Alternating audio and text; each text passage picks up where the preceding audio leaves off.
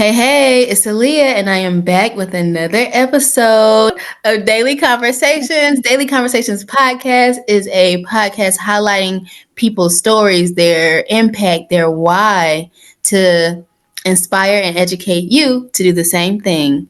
Not everyone is a millionaire, you all, and I've created this podcast to share that we don't have to be millionaires with a lot of money and the fancy things to create change in our lives, to create impact. And so today I have a special guest with me, David. If you don't mind introducing yourself and letting us know who you are, something interesting about yourself, and what you do. I Hey. have. It's great to be here with you, Aaliyah, on your podcast. I just came up with a potential jingle, for consideration in the future if there ever is a desire for a jingle to introduce this podcast. I think it's something like hourly, too often. Once a year, not enough. Daily, now that sounds about right. Do-do-do-do-do-do-do. Okay, yeah, I would go without the jingle. Never mind. Welcome to the Daily Podcast, the Daily Balance Podcast. Sorry, I was going off the day. Well, I will just say thank you for having me on this podcast. I've been an avid listener ever since you asked me to be on the podcast. I was doing my research and just really enjoying, the eclecticness and the deep, inspiring stories of every guest that you have on, and just your joyful, kind energy of how you run this podcast. I'm really honored to be with you and your listeners today. And yeah, I appreciate having this opportunity. And I'm David Metler. I am the founder of the Swing Set Institute, which is empowering changemakers inspired by the wisdom of childhood. And fun fact about me is that I'm actually in a band with my mom. And we're putting together a musical about what it's like to be in a band, a mom-son band from Detroit. And that musical is going to be off Broadway. It could be 3 off of Broadway in May. So we're a goofy band where this is not a serious thing, but yeah, just for fun. Wow. You know what? I actually really love that. It was so funny that you brought that up because recently over the summer, I went on a road trip and it was a big thing where I was able to interview educational entrepreneurs and they made it into a documentary. But at the end, the people that I went on the road trip with, they were strangers, but we became friends and we were like, you know what we need to do? We just need to create a band and then randomly meet up at in a city and just go with it. Like we don't even have to practice or nothing. Just go up there and say we're a band and perform. It was so fun. Yes, that's gotta happen. Is it coming up or something, or did everyone kind of go off and back into their lives after the trip? We connect. We keep up with each other. We're like in this group chat and we communicate. But everybody is kind of like back to reality. But I think that we could make it happen. Like I'm gonna reach back out to them and be like, "What about that band?" Exactly. That feels like it's going to be one of the most scintillating topics for the "Where Are They Now" reunion. So I think people got to honor their word. The spirit that was there at the end of that trip, a little follow through. You all could have some hits. Yes, exactly. You know what? I really love your energy, and you brought this up before we started recording. But I would love for you to talk about this. Like, why is it important for you to keep the fun alive, especially as you enter adulthood? Yeah, well, to me, I think when I was graduating college, I was dragging my feet because what I could tell is that the adult world after college looked pretty dry and intense. I mean, it was just like, now you just work for the rest of your life. And particularly in education, I've really been privy to seeing some really burnt out adults. And that has a huge impact on youth who typically bring the energy, although, some youth are burnt out as well, just from everything that's going on.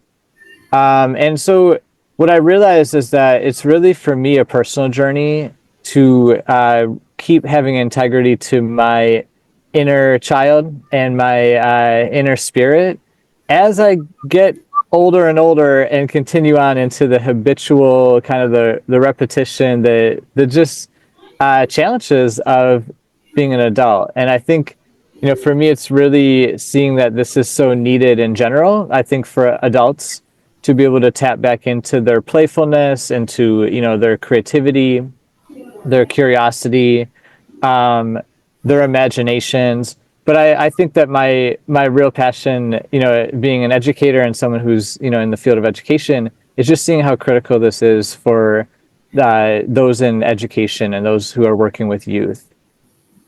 Can you speak more about your organization, what you do, and why you feel like it's important for educators to focus on like their well-being in education? Yeah, absolutely. Yeah, I love the quote from Parker Palmer that we teach who we are. And I think that to me it's not just feeling this intense like, oh, you got to be playful and fun and entertaining and imaginative every second. But I think it's really about realness. And, so on the times where you're not feeling your best, you're able to be honest and aware of that, and also have tools that, can help rejuvenate you and help you to feel better.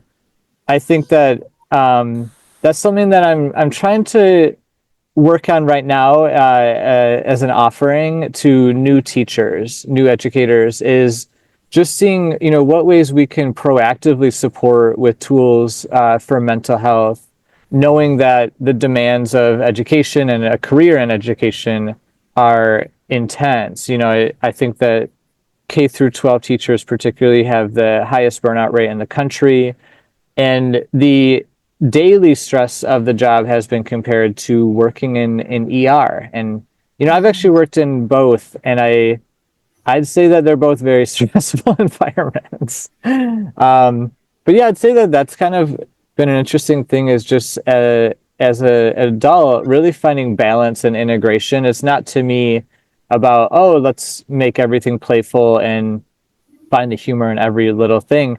It's really, I think, about trying to find your balancing. And I think that a lot of times adults are way skewed off the other end of, really exhausted and having a hard time, tapping into any playful spirit. And that's a whole nother challenge too, is just the burnout across the education ecosystem. Just wanted to use the words education ecosystem on this podcast. Why do you think teachers are burnt out? Like, I was an educator, so I know, but I would love to hear your perspective. But it is a tough job. Where do you think this burnout is truly coming from? Yeah, from what I understand, I feel like there's so many factors. I know from my personal experience, I went through a school of education at University of Michigan that really did some great preparation, a lot of student teaching, and then went into Teach for America. So I got double whammy preparation and support. Having TFA, the reason I really wanted to go through it was to have 100 plus friends to start teaching with. I found that to be a support network that I really needed. However, that was such a critical experience for me, because I lasted in Teach for America teaching 12th graders for about 4 months, and quickly found myself underwater. And I think that, that was 16 years ago. For me, I think that about 14 years ago, 15 years ago, I think for me, some of the lessons learned from it were really realizing that I didn't have any concept of self-care or boundaries. I remember in the interview process, I was really, this was an epic quote from, David Metler circa 2010, is that I was like asked about my greatest weakness, which is a brutal question in an interview. And I think that I answered, well, I just feel like I'll never be able to do enough for my students. And at the time, it's like, yeah, that I think that was really true. That was my mindset. I felt like, this is a calling in some way. I'm very passionate about trying to make a difference for equity and justice in education. And what I found though is that underneath that was this savior mindset and this never enough, which really is connected into depression and not having boundaries. And that doesn't do any good for anyone, because then your students just see somebody that's completely exhausted and struggling. And I think that is something I never forget when I think about my own experience, just seeing that sometimes it really comes from a place of wanting to do good and being in a system that is really stressful and exhausting and very broken in so many ways. And I think that over time, that those intentions, especially being able to be critical and make sure that it's not coming from a savior mindset or from perfectionism, I think that process though of having a system that really is wearing down everyone, whether it's from the history of sexism, in the compensation for any roles that support children and are so critical but are so underpaid and undervalued, underappreciated, to just the amount of challenges that I think people are facing in a field that is not supporting their personal growth, and their own needs as a human. I think that there's a lot of factors, but I'd say that, from my own experience, I see it as really a struggle with supporting your own mental health when you're there on the front lines for, youth, a couple hundred youth, it seems, at most, with most placements every day. When did you? Wow, because that was really deep. That was a lot to unpack. But I want to know when did you get that moment in your? I guess that light bulb came on where you was like, I'm trying to do this because maybe I have a savior mindset or I'm working in perfectionism. And how did you release that? And what are you doing to like move forward? Yeah, great question. At first it's kind of a tough thing to acknowledge. I think that that's really not pretty when you look at the aftermath. For me, I just fell flat on my face and into this feeling of failure as I left Teach for America in the middle of that year. And I think that the process of putting myself back together was a huge process of reflection and awareness deepening for me. I had the uh, just opportunity to work with someone who's a really great mentor to me, who wrote Parenting for Social Change. Her name is Teresa Graham Brett. She's also the co-founder of the program on intergroup dialogue, program on intergroup relations at University of Michigan.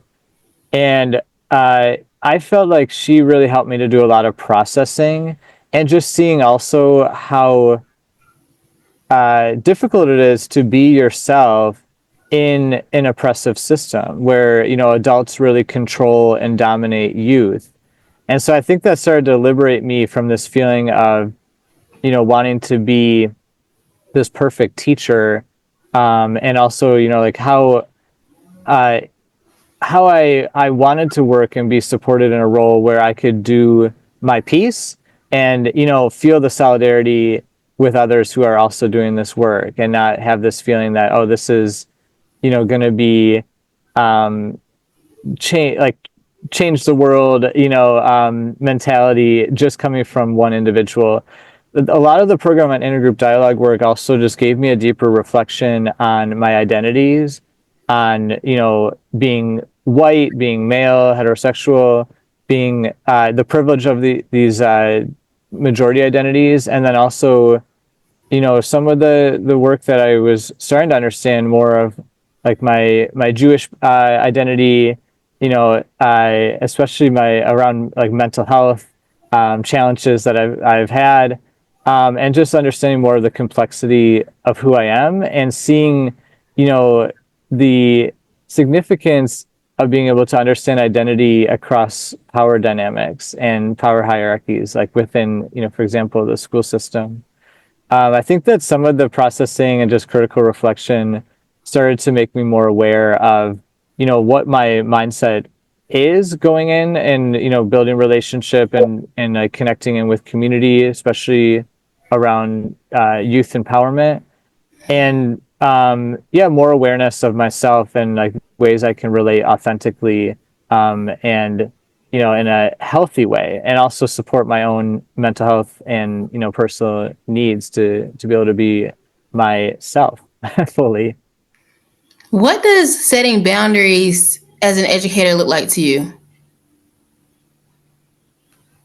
Well, I think that what I was doing was the opposite. Is that I think I was tutoring before school and after school. I was doing a lot of, I'd say, additional work to even, I try to get the students that I was teaching 12th grade. So a lot of students were already not coming to school.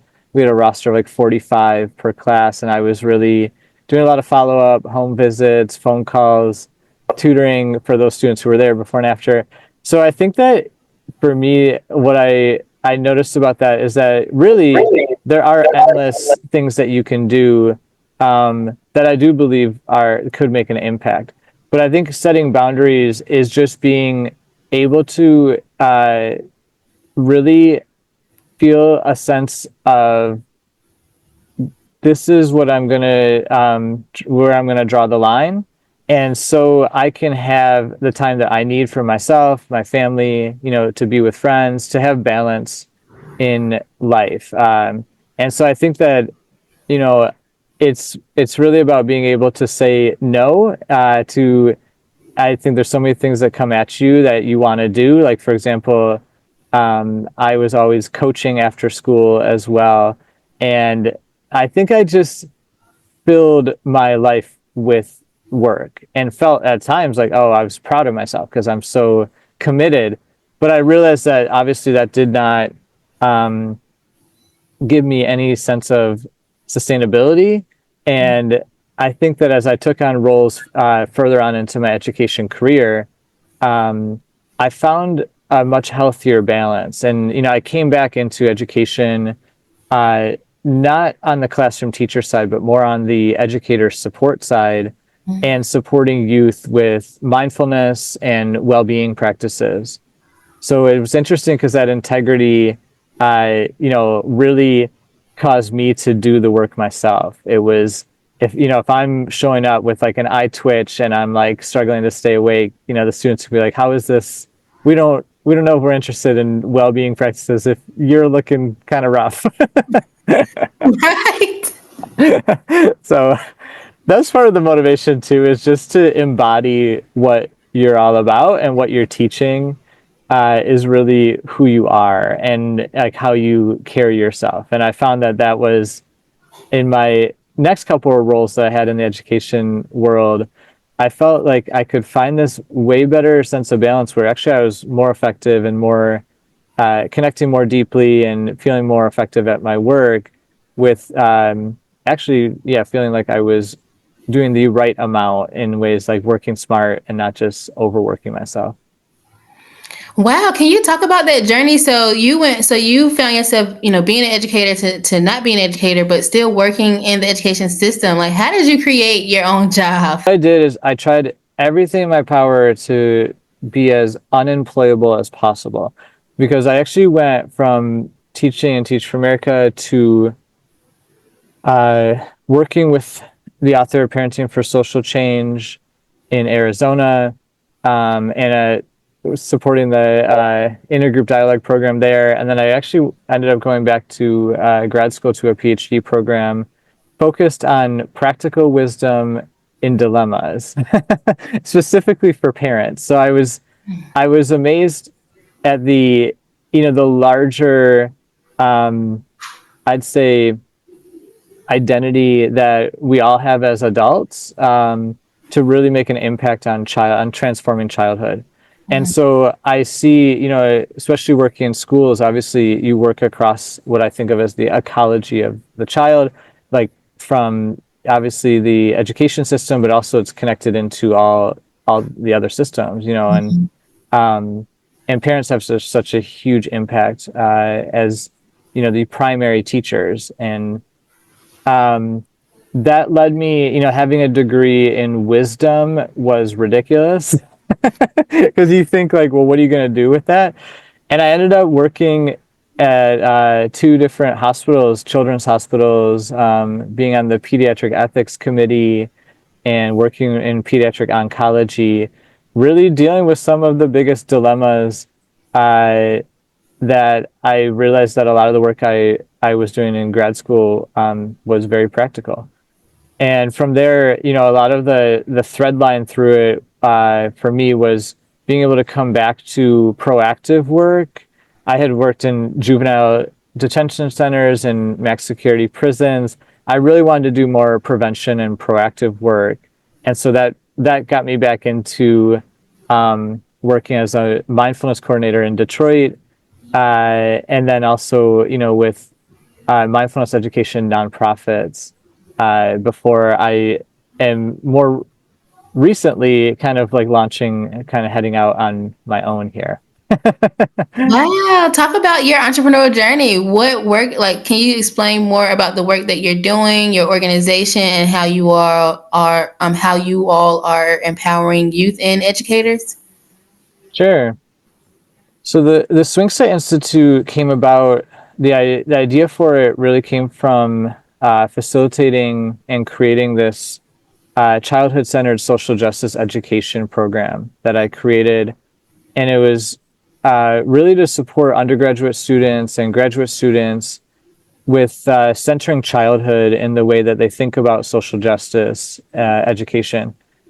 The main reason being that our childhood experiences really set this foundation, for us, of experiences with disempowerment, powerlessness, and these experiences are critical, to our understanding of the elements of oppression, that are common across a lot of isms. And to be able to reflect critically on the significance of our childhood experiences, that, and then make this link between that and the movement of our time, was really, foundational for Swing Set, because that was my first time working with, undergraduate students around this, content area, and just seeing that, I think one of the students, as they were reflecting on their childhood, they brought up that being on a swing set was the most empowering and liberating experience as a kid, because you could get such a high perspective and like height just with your own 2 feet pushing yourself up there. Sometimes you might need a push to get started. But and I remember thinking like, yeah, that is amazing, to think about, like it's a equalizer. I remember, working at elementary school, and you'd be on the swings with the kids, and even though you're taller or you're bigger, you have more power. When you're on a swing set, a little kid can actually sometimes even get higher up than you and have like a perspective that really gives them that feeling of being, liberated. So I love that, theme, and I wanted to bring that into my work that I am doing. A lot of the work I'm doing is really focused on supporting adults in education. And I'm trying to also get started doing some, wisdom, youth coaching as well. But I'd say that my main, focus right now, my project, is really trying to support new educators, around mental health. And yeah, some of what I'm trying to provide is, proactive tools and skills that really, can give educators like myself, the tools that I think I needed, when I was in Teach for America, just starting out, to be able to support your own, processing and critical reflection as you get into the field, and tools that will support your well-being, for a lifetime, hopefully. What tools, like what kind of tools can teachers take into the classroom with them that will help them and allow them to like remember their mental health or deregulate, when they need to? Yeah, I think that one theme that I think is really important for anyone who's really trying to continue to grow in themselves and in their profession is some type of awareness deepening practice. For me, I've had a lot of experiences across the contemplative practices realm. I mean, that from mindfulness, from meditation to yoga, tai chi, qigong, visualization, breathing practices. It's amazing to me that everyone has their own unique way of connecting into this, and whatever continues to build like a deepened consciousness and awareness personally. So I think that another piece is just having a practice of reflection.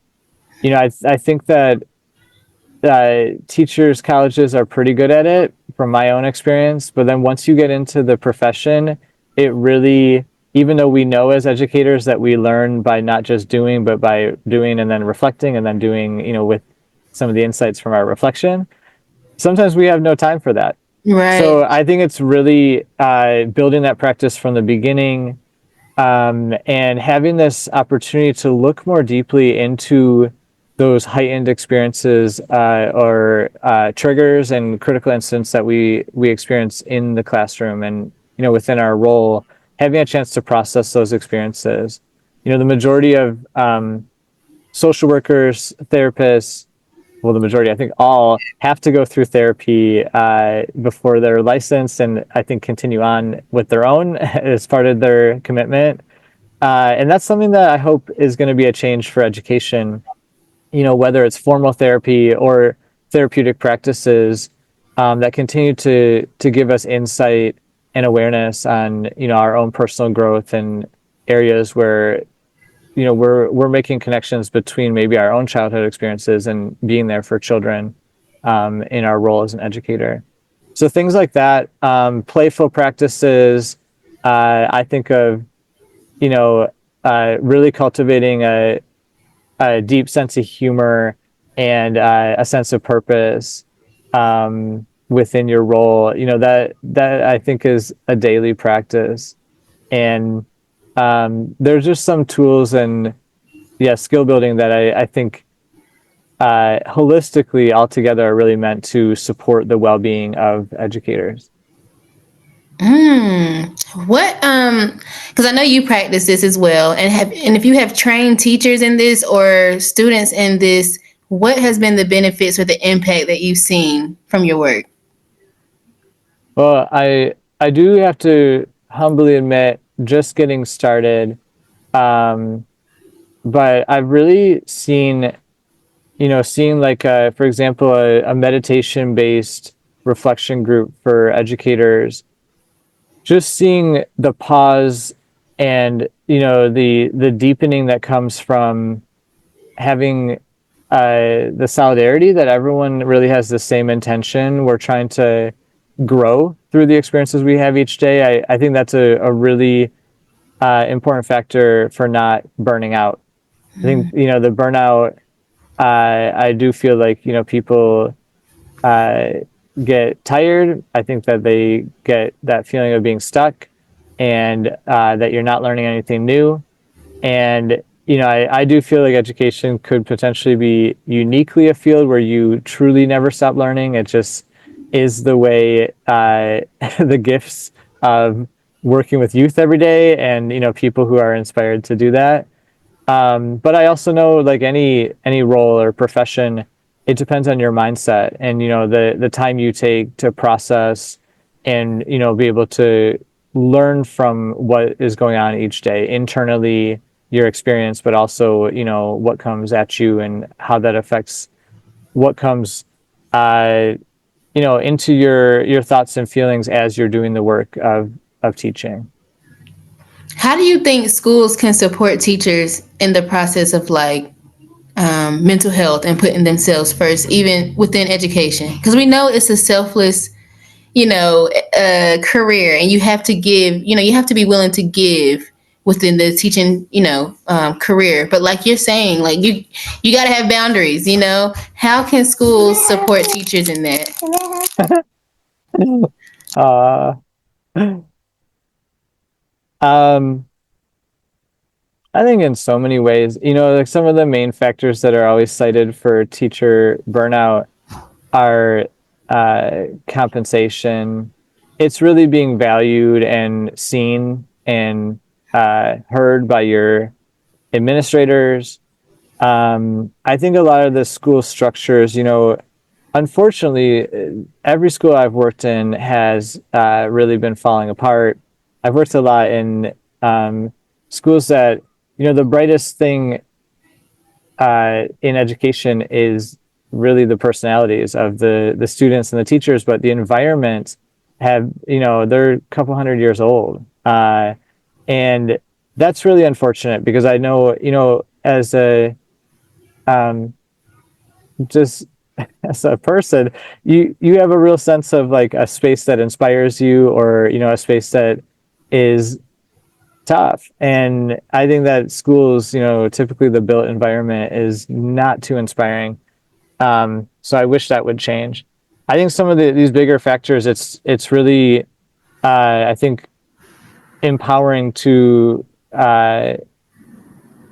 create change across all levels. But I also love that there's a real, I'd say, strategic point to empower teachers themselves, no matter what happens in the future. My hope is that compensation goes up. The support from administrators is there for teachers. The built environment, maybe those can be transformed, and we can see what it really looks like to fund a thriving education system. But I also feel like that there's some outside in approaches and inside out approaches to empowerment are critical too, because it's something that you have control over, and even switching your mindset takes a second. If you can have that moment of awareness of what mindset you're in, and that could change your whole outlook on a moment, on a day, on a whole school. I think that it's just a mix, hopefully a mixed approach from inside out to outside in. So true. It is a tough environment to be in. Even if we feel like that as adults, just imagine how kids feel. Yeah. If we are burnt out as adults, just imagine how the children feel, right? Yeah. It is a sad situation. And I really, listen, I agree with everything that you're saying. I went and got my master's in education, and I was trained in like rural education, like rural settings, like being able to go into rural schools and teach. And, I had this like idea that I was going to go in, I was going to do this. I had so many ideas, but when I got in there and actually was a part of the system and seeing how, it's a drag. Like, Yeah. me being the creative spirit that I am, I try to make my best of it and include things and try to do things. But at the end of the day, there's so many other layers that you can't just focus just on teaching and helping the children. You have to focus on so many other things, and it becomes a drag. And I was burnt out. Like after 4 years, I left. And I also had, I thought about my daughter and homeschooling and just wanting to be free from it's just a lot that weighs down on you. Like you were saying earlier, like I really agree with that. Like my mind was always on work. Even when I'm home, like I would be asleep and be thinking about and dreaming about work. Yeah. My husband would be like, you were talking in your sleep and you were like saying grades and students' names. And I'm like, no. that's how much I couldn't get out of my brain, And it was just like, there was no separation. And it was really hard to find that boundary, to find those boundaries. And so I'm glad that because that's something that they do not train you in as teachers. They give you, the information and what you need to know, but they don't tell you how to take care of yourself when you get into the classroom. Yeah, no, for sure. I think of that as such important, first day readiness. Like so much of it is focused on curriculum and, getting everything ready for the kids. And I do think that there needs to be, a whole toolkit and a checklist for teachers to really feel that readiness. Because yeah, it's frustrating. I actually think the more um, liberated you are and the more aware you are going in, especially in your first year of teaching, the more dissonance and tension you'll have. Like I came in, I had studied like critical pedagogy. I was all about like education as liberation.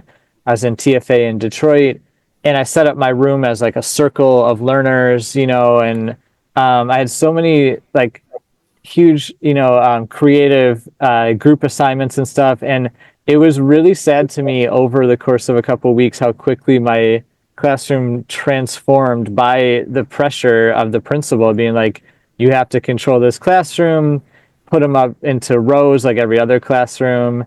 So it became a banking education. It just sucked the soul out of it over time. Just how quickly everything, they're like, you have to do standardized test stuff because otherwise you have 400 creative assignments to grade. That was also part of the overwhelm, that I was just like, man, because the school we were at was so overpopulated. We had over 40 students per class, not even enough chairs. So yeah, I can relate to that feeling of just like the idealistic part of you and the part that is so, that's why you're there. You're there to be an ally to youth and to inspire them. But yeah, this system is brutal. And in so many schools, that's a really tough experience when you have that much tension. I don't know who comes into education though and is just gonna reproduce the status quo. I mean, that's not what it's about. It's Right. about breaking free from a really broken system and doing what you can to really mentor youth who are in the system. Yeah. Well, what would be your advice to educators, especially new educators that are coming in, may have rosy, glass eyes, or even just, they're an educator who may be 4 years in and they're like, I'm feeling burnt out. Should I leave this, or maybe an educator who they want to teach, but they probably don't have the support. Like, what advice would you give to all the new educators out there? One thing is I feel like it's important to know that your identity is not like who you are is not your job. And I think that everybody is an educator and a learner every day. That's just what we are as people. I think if you're teaching in a school, that's a specific role. And so I think that that's important to me just to really have this mindset that, in the world, you could see, the entire world is actually an education environment. I think that's important because then you don't over identify with this role and specifically in schools, because maybe that isn't the best fit for everybody, is to be in this specific, teacher role in a classroom. And I know a lot of people like those in, the 4.0 Tiny Fellowship that we're in. It's amazing to see how many people are rethinking education and learning environments that are truly embodying, more of, respect for children, liberation as like the foundational purpose of what education is about. So even finding, those types of roles might be what's needed, as you enter into a system, knowing that there's a lot of options and models out there. I'd say the biggest thing though, to me, is just loving, it's as simple as this, loving yourself. And this is obviously, I think, a lifelong journey. I'm still on it. But loving yourself and really giving yourself compassion and knowing that, you know, uh, to me, the field of education is an amazing career and calling. And I think that what it does is it brings out the best in us in our own journey, and that commitment to our own education and just to keep learning and learning about yourself. And the self-love, self-compassion, I think is my hope is that is foundational for everyone as humans, and I think it's critical for educators. Thank you, David. I think this was a beautiful conversation about let's not forget about ourselves as educators. Like we already know that, we have to give in this type of career field where you're giving your time, you're giving your ideas, you're giving, your energy, you're giving a lot. So we as educators, we have to take care of ourselves in order to even take care of others, in order to even empower others. We have to empower ourselves first. So let's not forget about ourselves. I love that, David. I love how your organization, is it the Swing Institute? Am I saying Swing it right? Set Swing Set Institute. The Swing Set Institute, right? Yeah, I don't officially sell swing sets, although we've had some family members who've been like, "Oh, that's so great! You sell swing sets," and I'm like, "No, it's a metaphor for liberation and also for just building equal power relationships that inspire youth. Having adults be allies and tap back into the playful spirit that we all have." Because we need that. I was just saying for my birthday, I was like, I just want to do inner child stuff. I want to do laser tagging. I want to go to an escape Yes, room. I don't have to like go to this big fancy dinner or dress up really nice. I want to do fun things. We got to keep that spirit alive inside of us so that, like you said, so we can empower children to do the same thing. Right. exactly. So Yeah. thank you. I love this conversation. You all do not forget to like and subscribe to the channel, and I will see you on the next episode. Peace.